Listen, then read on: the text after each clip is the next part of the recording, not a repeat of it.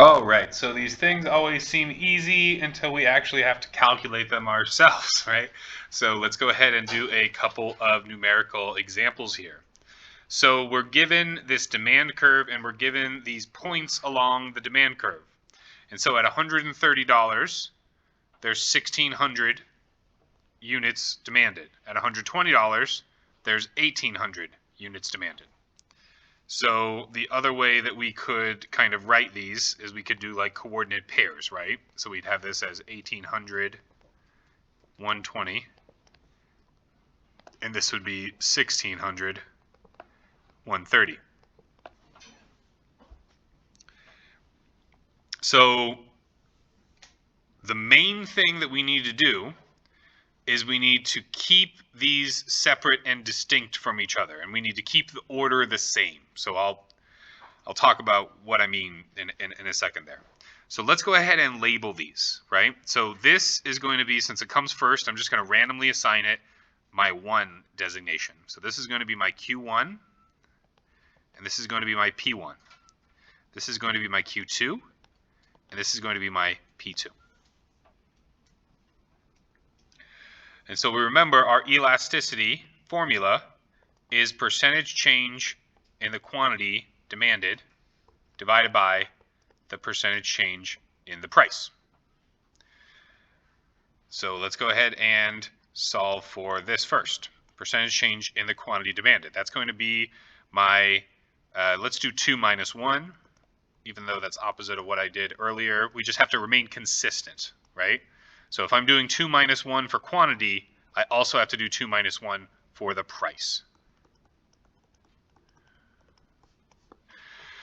So Q2 minus Q1 is going to be 1,800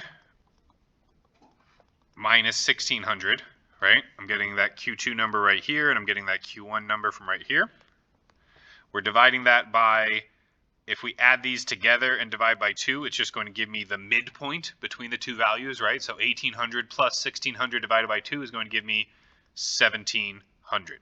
So I can tell that just because of the fact that they're 200 away from each other, and there's only 2 values, so I just split that separation into half, since they're, you know, both equally distant. It makes it easy for me, right? So it's nice, easy numbers, so I can find that midpoint down there.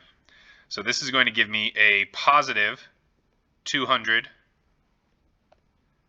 divided by 1,700, which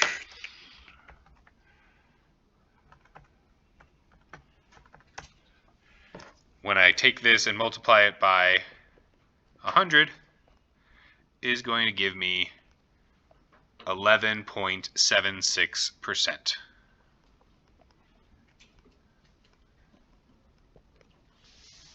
So 11.76%, and again, this is a positive percent here.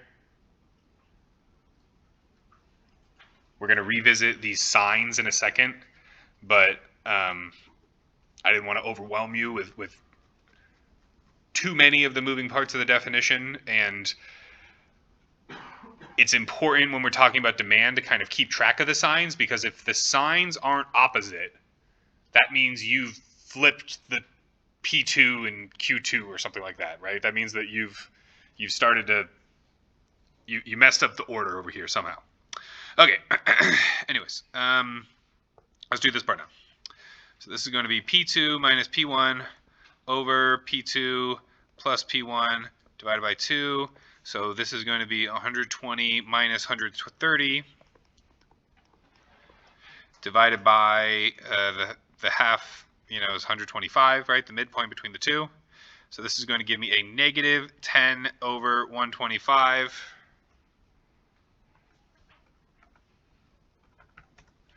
Which is going to, when I multiply this by 100, is going to give me a negative 8%.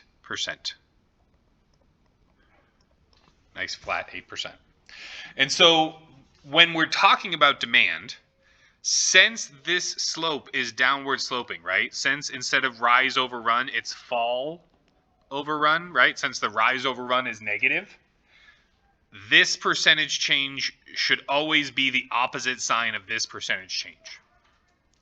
So that's just kind of a check to make sure that you've isolated those P2, P1s correctly and put them together correctly when you were doing the midpoint formula calculation. Now,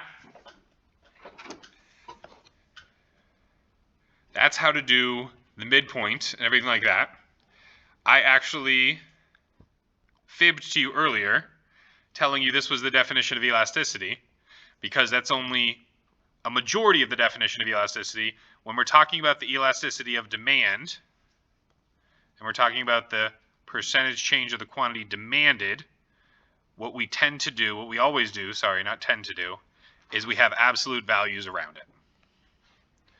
I don't know why we do this. It's kind of stupid, because we could just leave it as negative and just have it be negative, but no. They make us put an absolute value around it and talk about it as if it's a positive value, and then make us run it through our intuition about the fact that, oh, demand is a negative relationship, so even though, you know, the elasticity says positive 2 or whatever the case may be, I know that the relationship is actually whenever price increases, the quantity demanded decreases. So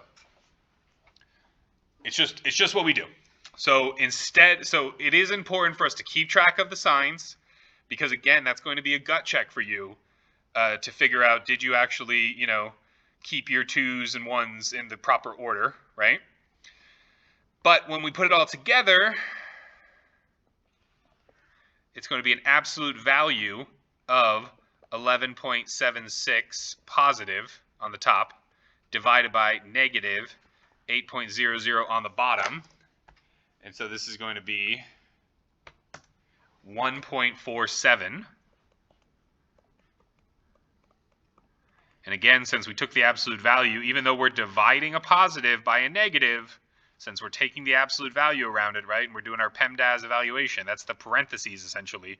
So we're going to evaluate that first, and so it's going to get rid of the negatives, and we end up with an elasticity of 1.47. Now, I think it's the only variable in this class that doesn't have a unit. So elasticity is unitless. And the reason why is because essentially the percentage change in the numerator and the denominator annihilate each other. So the elasticity does, it's not 1.47 percentage change, it's the elasticity is just 1.47. There are no units. So when we're talking about elasticity, you know, why are we doing this, right? Why are we doing this? Well, when we find whatever the elasticity is, so since it's an absolute value, right, we know that the most the elasticity can be is, or the least that it can be, sorry, is 0. And then it can go off into infinity. And there's a nice demarcation right here at 1. And when we're dealing with this area above 1, right, this area right here, 1.47, we label anything that falls in here as elastic. And the meaning of elastic here, when we're talking about the demand, right, is saying that it's very responsive to price changes.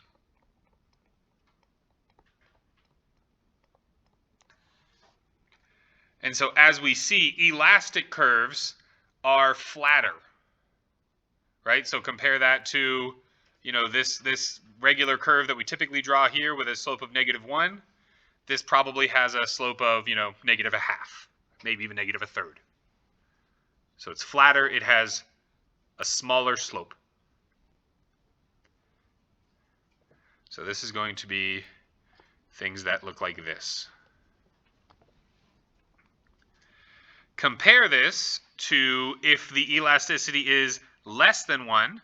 We'll do an example of this in a second. We call this inelastic.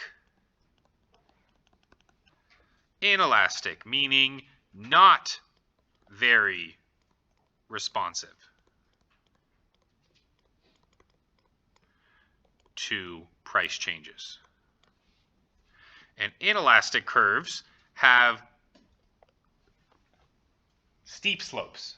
Inelastic curves look like a black diamond if you're skiing or snowboarding, whereas elastic curves look more like the bunny hills, right? The green zone. Questions on using the midpoint formula, finding the elasticity, evaluating what that elasticity is, right? So since this is, we're going to say this is elastic.